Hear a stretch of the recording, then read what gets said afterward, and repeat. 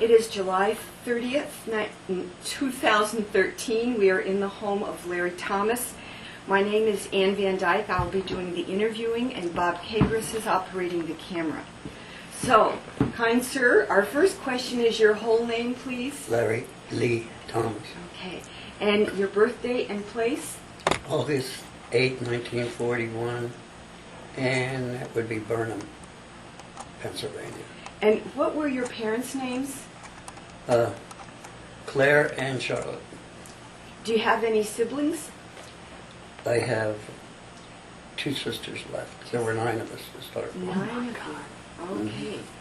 Okay. And what were your parents' occupations? My dad worked for Bell Telephone, and my mother was a stay-at-home mom. Your mother worked like crazy. With 9 kids. Right. How long have you been living in Harrisburg? Since 1962. 1962. I moved here right when I got out of the Army. Okay. And where did you go to school? Lewistown High. Lewistown High. And any schooling after that? I had 1 year at Penn State. Okay. At the main campus? No. It used to be up at the John Harris. Oh, yes. Okay. Years ago. Are you a member of any faith group? No. Okay. Have you ever been married? No. Okay.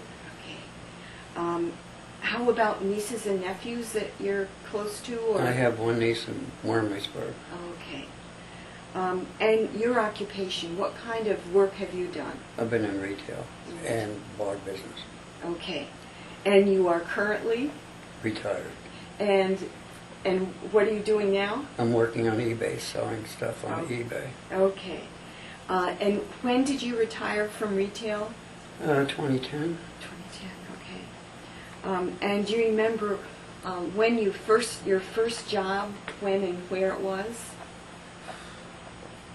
It was, I was a window trimmer for Danks in State College, Lewistown, and Danville. Okay.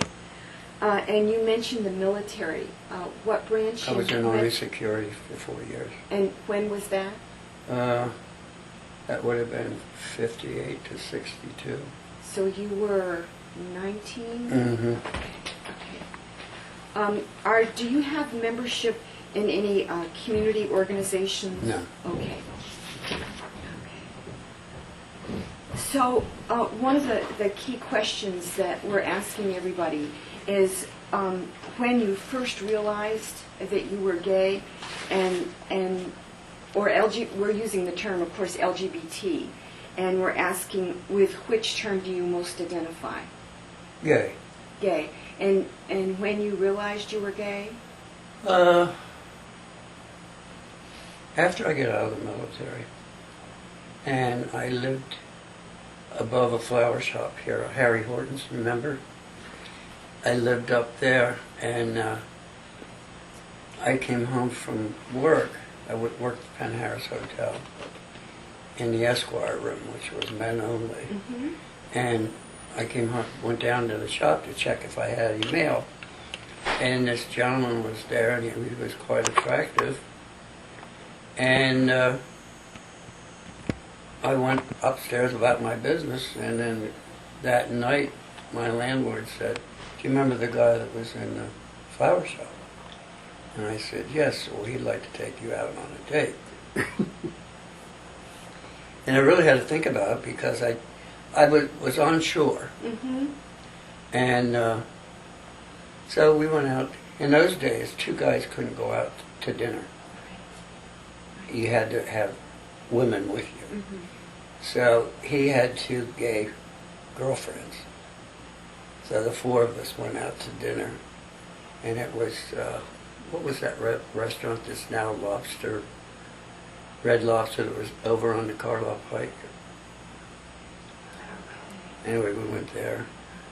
And it went well. And I ended up spending 20 years with him. And then he decided he wanted somebody younger. And I, in the meantime, wanted somebody younger, too. So that's when I met George. I met George at the bar. He was married with a child. And we've been together for 31 years. Oh, my. So I've always been married, sort of. Yeah, yeah.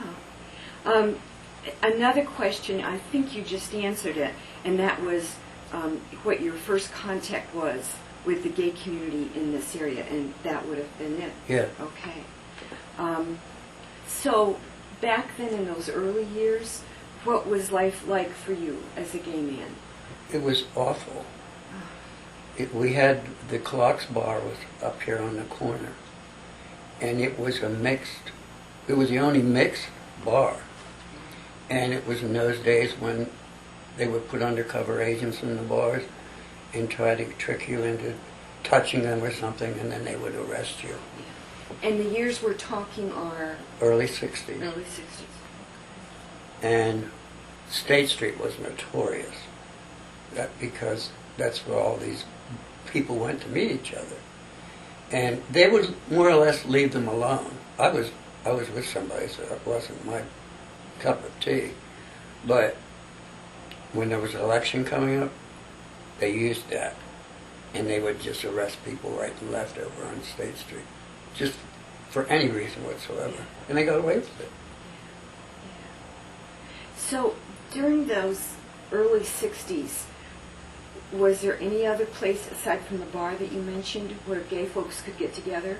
Well, eventually there was a place called Johnny Kobler's, which is behind where the Hilton is, in that alley back there.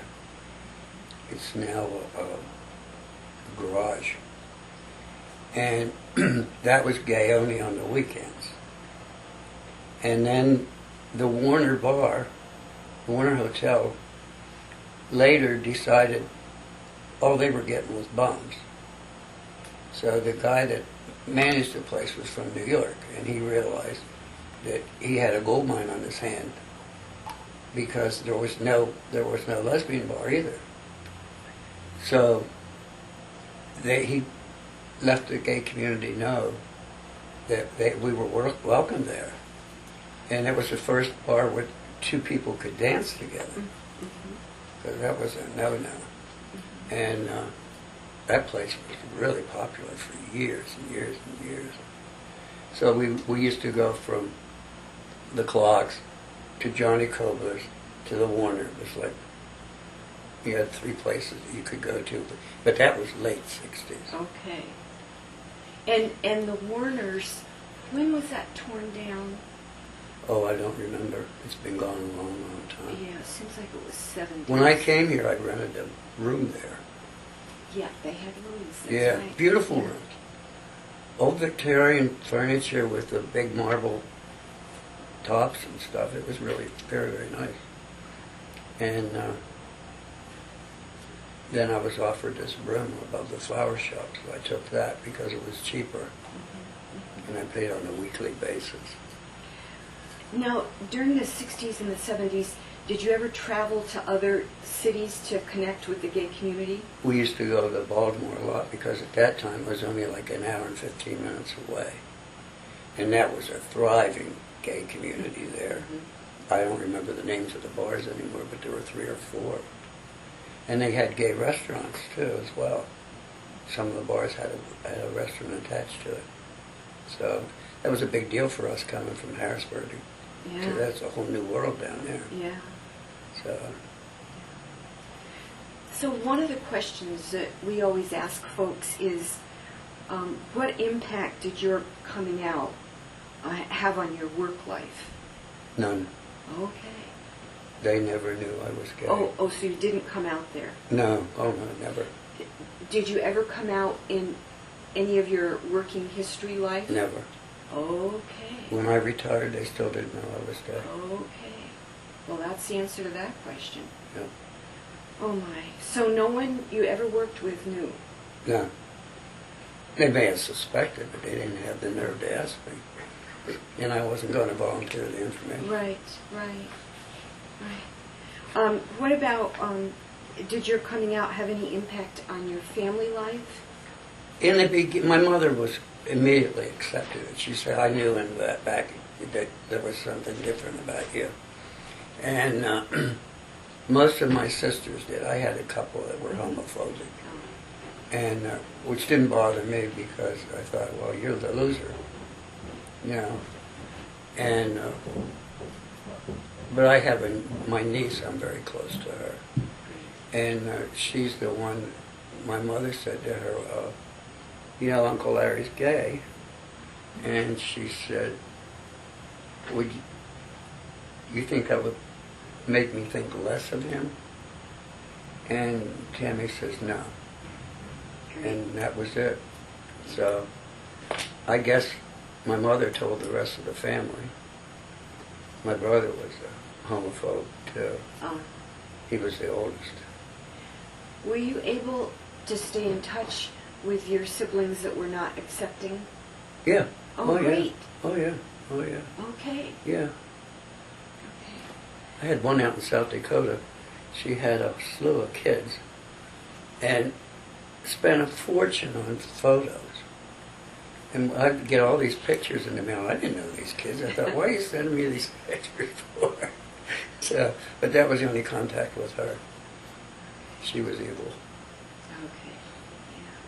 Yeah. Now, you've already said a lot about this next question, but I want to ask it just in case there's anything else you want to add, and that is about the impact of coming out on your social life. I really didn't have a social life. You know, in those days, you just went to the bar, or went to the movies or something, Right. or out to dinner. There wasn't really any. I belonged to the Harrisburg Symphony, and we would go there. But other than that, no. I had season tickets for the symphony for years. Okay. In those days, you had to dress. Yeah. I mean, you couldn't go like they're going now. Right. You had to dress to be it, Yeah. to go there. So. Yeah. Yeah. Now, this next question has more to do with what was going on inside of you, and that is the impact of your coming out on your political life and perspective. Well, my first lover was a professional photographer, and he worked for the state. And he introduced me to Kennedy when Kennedy was here, because he was a photographer. Which Kennedy? John. Okay. When he was running for president. Okay. He was here in Harrisburg. And my lover was the photographer who took all the pictures. Mm-hmm. So so I've been a Democrat ever since. Good reason. Yeah. Okay. And here's a really interesting question. Did your coming out have anything to do with your spiritual life? No, I've always believed in God, but I was never a really religious person. Right. So I don't even go to church anymore. And so you're coming out, and different people's reactions, accepting or not accepting, did that have any impact on your spiritual life? No, I figured that's your loss, not mine. Yeah. Okay. So, I bet you're going to have a lot to say about this and the changes you have witnessed in respect to the LGBT community in this part of Pennsylvania. Well, right now, the gay kids can go anywhere. Yeah. So they don't have to depend on the bars anymore. And a lot of the bars only have the older people as customers. Younger people don't go there. They go out with their friends and it's all accepted. And in the old days, there was a lesbian bar later on called the D-Jam up on River Road. And the women then decided they wanted their own bar and they wanted nothing to do with the gay men. Was that in the 60s? 70s. Okay. 70s. And so that there was a big divide between the gay women and the gay men. And it didn't change until maybe the early 80s that we began to mingle again with each other. Harrisburg didn't have any what they call lipstick lesbians. Oh. They were all the real butch ones. So. Any other changes that come to mind about, life for the gay community that you have witnessed since you've been in Harrisburg? I think the young people have no idea how tough it was. And they are so flamboyant that it really aggravates me to see it. I mean, I don't care if you're gay or not, you're a man. Act like one. And when they're out in public and they're screaming and hollering, I'm embarrassed for them. There have been a lot of efforts in this general area of the state for municipal ordinances to civil rights ordinances that include the LGBT community. And have you been very aware of those efforts? Okay. No. And have you been aware of the Harrisburg Human Relations Ordinance that includes protections for LGBT folks? No. Okay. Have you been aware or involved in LGBT civil rights efforts in any, No. state? Okay. Okay. All right. Now here's a big question. What challenges do you still see that we have and things that need to be done with respect to LGBT, just across the board civil rights and treatment? Well, I think that's pretty well covered. I mean, legally now, especially with Obama, I mean, he's for the gay community. Mm-hmm. And I think would really have, nobody in politics would dare mess with it. It would be political suicide. Yeah, I see. So, if you were asked to name the top most important events in your life, what would they be? Just living my life the way I lived it. I traveled a lot, had good relationships. My whole life has been good. Great. Can you picture or point to times in your life that were real turning points? Nothing in particular, no. It just all evolved by itself. Yeah. And I think you've already answered this, but I want to ask it again in case there's something else you want to add. What have been the greatest changes you've seen in this area? Well, you mean as far as the gay community? Yes.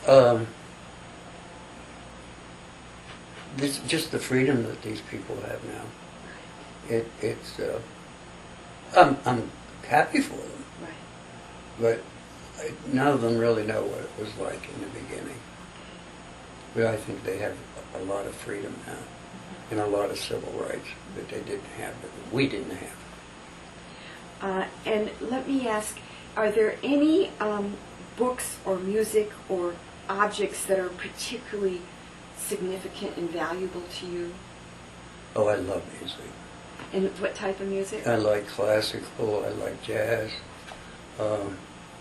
My whole life has been music. Mm-hmm. I worked for E.J. Corvettes in the Camp Hill Mall. Oh, yeah. And I was the record buyer there. And I started out in display, and I was men and boys and tailor shop, and I had ladies sportswear, and my last one was I was the buyer for records and books. And we were the place to go to because Yes. I could order, buy anything I wanted. I had a special room built just for the classical people to go in. And we made a lot of money. We had people come up from Philadelphia and down from State College to shop there. Yeah, I bet. Yeah. One last question. Is there anything we've missed or anything else that you want to add to this interview? I can't think of anything. Okay. Okay, thank you so much.